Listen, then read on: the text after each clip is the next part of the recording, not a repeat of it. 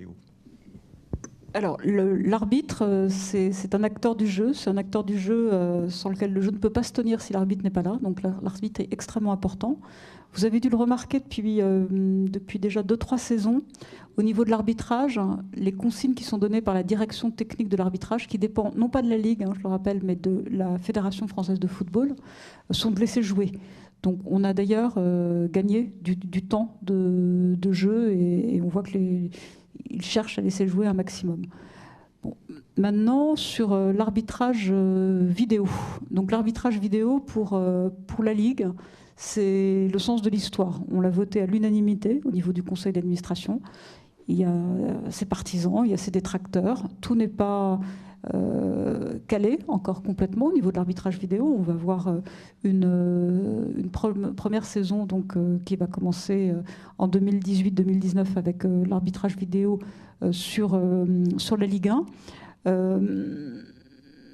Attention, l'arbitrage vidéo n'est pas là, l'assistant vidéo n'est pas là pour arbitrer le match. Hein. C'est juste une aide supplémentaire qui est donnée pour éviter les grosses erreurs. Donc, il va être utilisé dans 4 cas précis.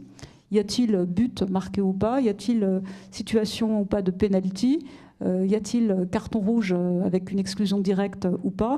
Et le 4e cas, c'est l'identité du joueur qui va être sanctionné, donc qui serait sanctionné. Voilà, donc l'idée, c'est d'aller vers davantage d'équité. Pourquoi je parle d'équité sportive?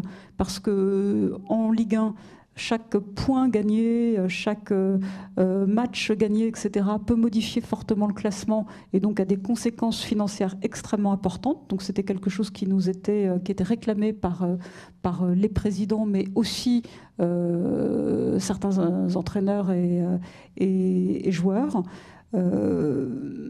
Maintenant, on va tester. Je vous dis pas que ça va être la panacée l'année prochaine. On a deux choses auxquelles il faut qu'on fasse extrêmement attention. La première, c'est la fluidité du jeu.